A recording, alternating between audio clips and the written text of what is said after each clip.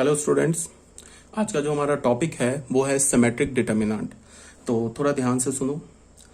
Symmetric determinant में actually क्या है कि जैसे हमने सिमेट्रिक मैट्रिक्स है ना, तो जैसे सिमेट्रिक मैट्रिक्स के क्रॉसपॉन्डिंग अगर तुम डिटर्मिनेंट बनाओगे तो उस डिटर्मिनेंट को हम क्या बोलेंगे? Symmetric determinant.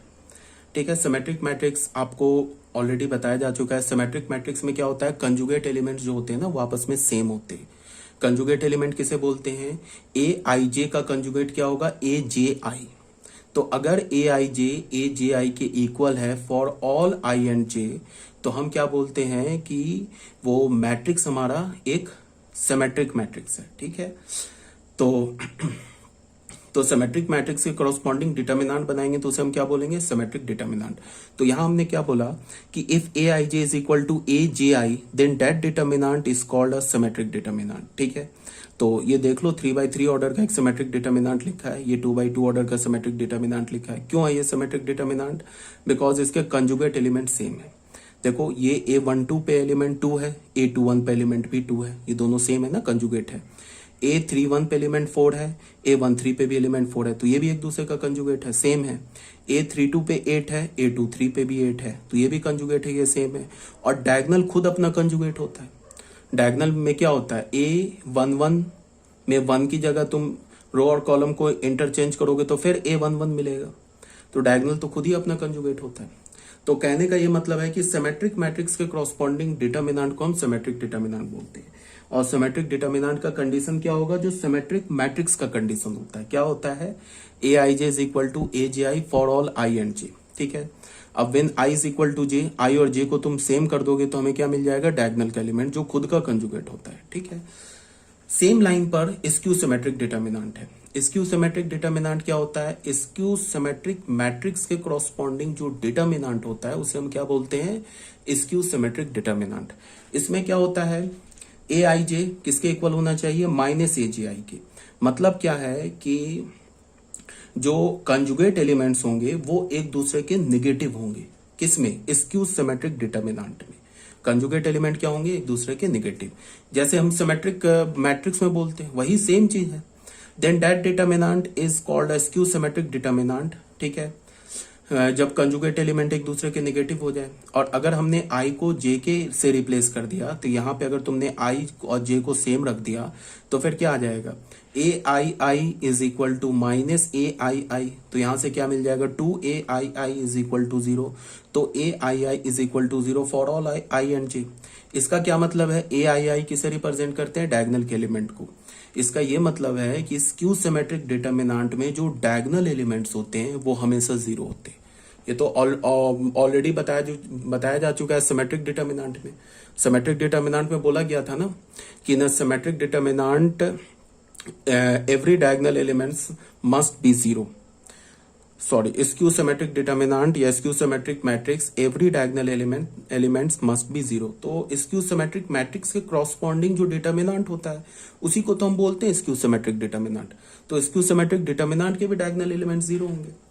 ठीक है। यहां पे क्या बोला जा रहा है? Diagonal elements of A skew symmetric determinant should be 0। ठीक है। तो यहां देख लो ये 4/4 ऑर्डर का एक स्क्यू सिमेट्रिक डिटर्मिनेंट है। इसके डायगनल एलिमेंट देख लो एक दूसरे के नेगेटिव है। डायगनल एलिमेंट कह रहा हूं, कंजुगेट एलिमेंट्स एक दूसरे के नेगेटिव है और डायगनल एलिमेंट 0 है। 2 ये कौन सा है? 2 का कंजुगेट क्या है? देख लो यहाँ -2। इस 3 का कंजुगेट क्या है? -3। -1 का कंजुगेट क्या है? 1। ये -1 किस कौन से रो और कॉलम पे है? 1 4 का एलिमेंट है, ये 4 1 का एलिमेंट है। ये 4th रो फर्स्ट कॉलम का एलिमेंट है, ये फर्स्ट रो 4th कॉलम का एलिमेंट है। तो ये एक दूसरे का कंजुगेट है, देख लो सेम है। -8 का कंजुगेट 8 है, यहाँ भी -8 का कंजुगेट 1 है। और डायगनल एलिमेंट्स क्या है? इसके 0 है। तो ये 4/4 ऑर्डर का एक स्क्यू सिमेट्रिक डिटर्मिनेंट है। सेम लाइन पर ये 3/3 ऑर्डर का एक स्क्यू सिमेट्रिक डिटर्मिनेंट है। इसके भी कंजुगेट एलिमेंट्स आपस में नेगेटिव हैं और डायगनल एलिमेंट 0 है। क्लियर है ये बात? कोई प्रॉब्लम नहीं है। अब बच्चों आ जाओ नोट पे। नोट में क्या बोला जा रहा है? Determinant value of odd order skew symmetric determinant will be 0। ये भी बताया जा चुका है मैट्रिक्स चैप्टर में कि किसी भी स्क्यू सिमेट्रिक डिटर्मिनेंट किसी भी स्क्यू सिमेट्रिक मैट्रिक्स के क्रॉसपॉन्डिंग जो डिटर्मिनेंट होता है, ऑड ऑर्डर का स्क्यू सिमेट्रिक मैट्रिक्स हो, उसके क्रॉसपॉन्डिंग जो डिटर्मिनेंट होता है वो हमेशा जीरो होता है। किसके लिए बोल रहा हूं? Odd order skew symmetric determinant के लिए, इवन ऑर्डर के लिए नहीं बोल रहा हूं। इवन ऑर्डर में जीरो हो भी सकता है, जीरो नहीं भी हो सकता है, but odd order skew symmetric determinant का वैल्यू हमेशा जीरो होता है। चाहे तुम 3/3 odd order skew symmetric determinant ले लो, या 5/5 odd order skew symmetric determinant ले लो, या 7/7 odd order skew symmetric determinant ले लो, वैल्यू हमेशा जीरो होगा। अब इवन ऑर्डर 2/2 के लिए, 4/4 के लिए जीरो आ भी सकता है, नहीं भी आ सकता है, ठीक है, बट ऑड ऑर्डर में तो हमेशा जीरो होगा। एक एग्जांपल हमने ले लिया, 3/3 ऑर्डर का एक हमने स्क्यू सिमेट्रिक डिटर्मिनेंट ले लिया, इसका वैल्यू जीरो होगा। कैसे जीरो होगा वो यहां पे दे रखा है। ये हमने डेल्टा लिया, इसमें हमने क्या किया, कंजुगेट ले लिया। ऐसे कंजुगेट लेने की जरूरत नहीं थी, ये कंजुगेट कह रहा हूं, ट्रांसपोज ले लिया, इसको लेने की जरूरत नहीं थी। ये डायरेक्ट हम लोग क्या कर सकते हैं कि चलो इसका ट्रांसपोज ले लिया। ट्रांसपोज लेने के बाद हमने क्या किया, first row, second row, third row, तीनों से माइनस माइनस कॉमन ले लिया, तो यहां पे क्या आ जाएगा, -1⁻3। अब यहां पे क्या होगा, ये जो हमारे पास मैट्रिक्स बचेगा, डिटर्मिनेंट बचेगा, ये डिटर्मिनेंट तो डेल्टा लिखा हुआ है, देख लो डेल्टा के इक्वल है, तो -1⁻3 ये माइनस हो गया, माइनस डेल्टा हो गया, तो हमें क्या मिला, delta is equal to minus delta, तो यहां से 2 delta is equal to 0, delta is equal to delta is equal to 0।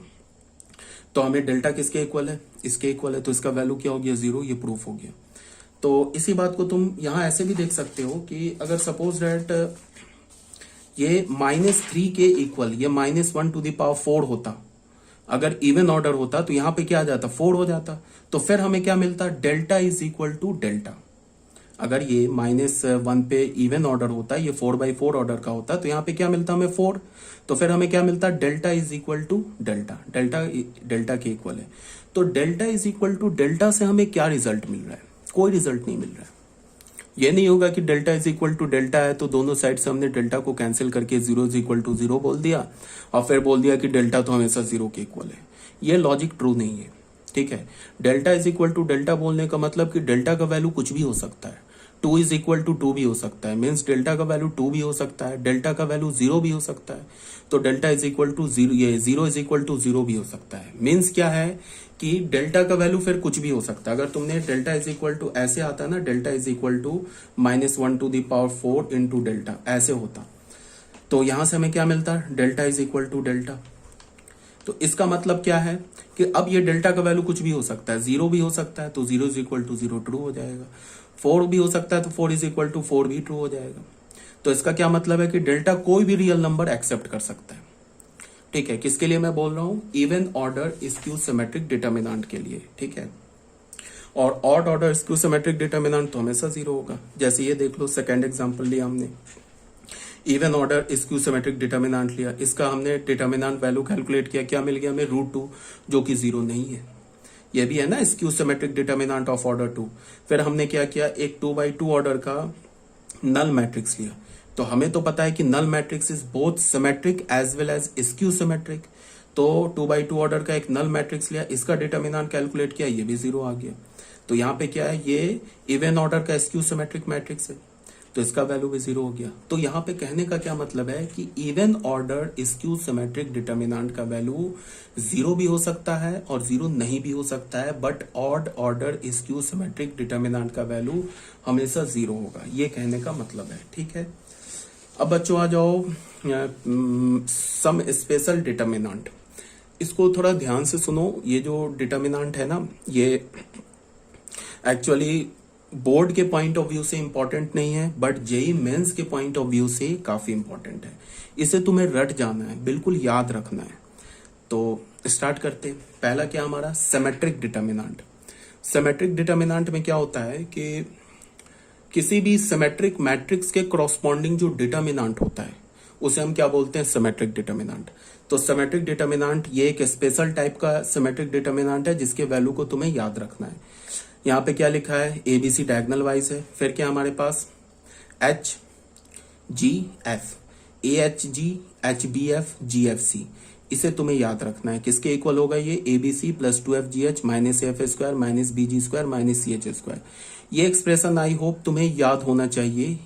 ये एक्सप्रेशन क्या होता है? 2 डिग्री का जो इक्वेशन होता है ना, 2 degree equation in X and Y, ये मैंने स्ट्रेट लाइन में तुम्हें बताया था कि 2 degree equation in X and Y represent conic section. वो किसे रिप्रेजेंट करता है? कोनिक सेक्शन को। अब कोनिक सेक्शन में क्या आता है? पेयर ऑफ स्ट्रेट लाइन आता है, सर्कल्स आता है, हाइपरबोला, पैराबोला, एलिप्स आता है।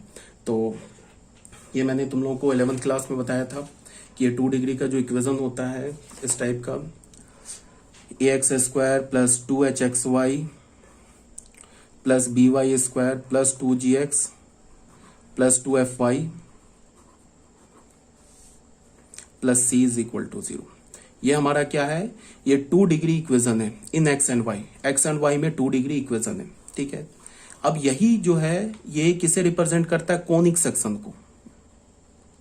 कोनिक सेक्शन में क्या हो गया? Parabola, ellipse, hyperbola, pair of straight line and circles. तो ये इक्वेशन सर्कल को भी रिप्रेजेंट करेगा, पेयर ऑफ स्ट्रेट लाइन को भी रिप्रेजेंट करेगा, पैराबोला को, हाइपरबोला को, एलिप्स सबको रिप्रेजेंट करेगा under different different condition. Different different condition पे ये सबको रिप्रेजेंट करेगा। तो पेयर ऑफ स्ट्रेट लाइन का कंडीशन मैंने क्या बोला था? मैंने ये बताया था, याद करो 11th क्लास में, ए बी सी, यहाँ पे H, यहाँ पे G और यहाँ पे F, सॉरी ये बताया था। ये होता है किसका condition? Pair of straight line का। अब इस डिटर्मिनेंट का वैल्यू मैं क्या बोल रहा हूं? यहां बोल रहा हूं ABC plus 2FGH minus AF square minus BG square minus CH square. किसका? इस डिटर्मिनेंट का वैल्यू, ये इक्वल्स टू 0।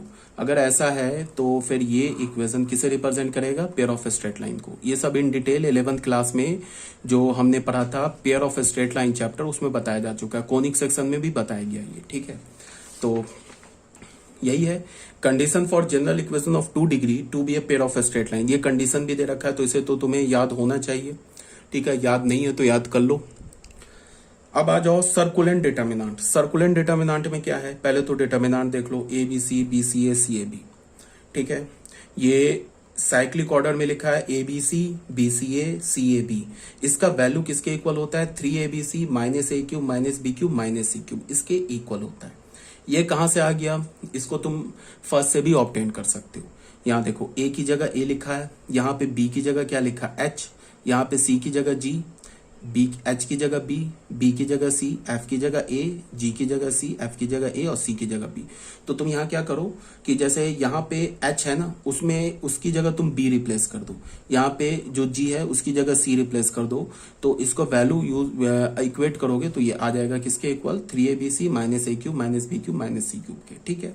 यहाँ से तुम माइनस कॉमन ले सकते हो, तो फिर क्या मिलेगा हमें? A cube plus B cube plus C cube minus 3ABC। A cube plus B cube plus C cube को क्या लिख सकते हो? Sigma A cube. ABC को क्या लिख सकते हो? पाई A, तो माइनस 3 पाई A, ऐसे हो गया। फिर ये जो आइडेंटिटी है तुम्हें 9th क्लास में बताई जा चुकी है। इसका value A cube B cube C cube minus 3ABC का वैल्यू क्या होता है? A plus B plus C, A square B square C square minus AB minus BC minus CA। अगर इसको हमने हाफ से मल्टीप्लाई किया और 2 से यहाँ पे मल्टीप्लाई किया, यहाँ हमने हाफ से मल्टीप्लाई किया, यहाँ पे हमने पूरे इस ब्रैकेट को 2 से मल्टीप्लाई किया, तो फिर ये बन जाएगा। ये सब तुम्हें 9th क्लास में बताया जा चुका है, ठीक है। तो तुम्हें क्या करना है कि इस डिटर्मिनेंट का वैल्यू ये याद रखना है, इस डिटर्मिनेंट का वैल्यू तुम्हें ये याद रखना है, इसे रट जाना है, ये काफी इंपॉर्टेंट है, ठीक है। तो ये हो गया हमारा 46। अब आ जाओ ये 3rd, 4th and 5th, in 3 determinant के वैल्यू को भी तुम्हें याद करना है। जैसे इस डिटर्मिनेंट का वैल्यू क्या है? A minus B, B minus C, C minus A। ये डिटर्मिनेंट कैलकुलेट करो या इस डिटर्मिनेंट को कैलकुलेट करो, हमें क्या मिलेगा? A minus B, B minus C, C minus A। इस डिटर्मिनेंट को कैलकुलेट करो, क्या मिलेगा? A minus B, B minus C, C minus A और A plus B plus C, ठीक है। इसको हम ऐसे भी लिख सकते हैं, इसको हम क्या लिख सकते हैं? सिग्मा A माइनस B, ऐसे भी लिख सकते हैं शॉर्ट फॉर्म में, ठीक है। ये इसके इक्वल हो जाएगा। इसको हम क्या लिख सकते हैं? Sigma A minus B into pi A, ऐसे भी लिख सकते हैं। सॉरी, पाई A नहीं, sigma A, sorry, this is sigma A, ठीक है। इसको हम क्या लिख सकते हैं? सिग्मा A माइनस B, एक तो ये लिख दिया, और यहां क्या लिख सकते हैं? सिग्मा AB, ऐसे भी शॉर्ट फॉर्म में भी लिख सकते हैं, ठीक है। अब बच्चों आ जाओ फैक्टर थ्योरम में। Factor theorem as such board के लिए इंपॉर्टेंट नहीं है, ठीक है। ये तुम्हें जेई मेंस में डायरेक्ट क्वेश्चन इस पर नहीं आते हैं, बट हमें क्वेश्चन में ये यूज होता है। कभी कभी होता क्या है कि बहुत सारे डिटर्मिनेंट को हम फैक्टर थ्योरम से काफी इजीली कैलकुलेट कर लेते हैं। डिटर्मिनेंट के वैल्यू को फैक्टर थ्योरम से बहुत हम इजीली कैलकुलेट कर लेते हैं। तो फैक्टर थ्योरम को देखते हैं। इसमें सबसे पहले क्या दे रखा है कि हमारे पास कोई fx एक पॉलिनोमियल है such that f of alpha is equal to 0। fx कोई पॉलिनोमियल है और f ऑफ एल्फा क्या हमारे पास 0। तो हमने क्या बोला कि अगर हमने x की जगह अल्फा रिप्लेस कर दिया तो उस पॉलिनोमियल एक्सप्रेशन का वैल्यू 0 आ गया। तो हम क्या बोलेंगे, x minus alpha is a factor of fx। तो x माइनस अल्फा क्या होगा, fx का फैक्टर हो जाएगा। जैसे ये देखो, ये हमारे पास एक पॉलिनोमियल एक्सप्रेशन दे रखा है, इसमें हमने x की जगह 1 डाला तो इस पूरे का एक्सप्रेशन का वैल्यू क्या हो जाएगा, 0। तो हम क्या बोलेंगे, x minus 1 is it's factor. x minus 1 क्या होगा, factor. Thus, if a determinant is a polynomial in x such that its value is 0 for x is equal to a, then x minus a is the factor of delta। कहने का क्या मतलब है कि जो determinant होता है ना, डिटर्मिनेंट का वैल्यू क्या क्या आ सकता है। डिटर्मिनेंट एक रियल नंबर के भी इक्वल हो सकता है। कब, जब उसके सारे एलिमेंट्स रियल नंबर लिखे हो।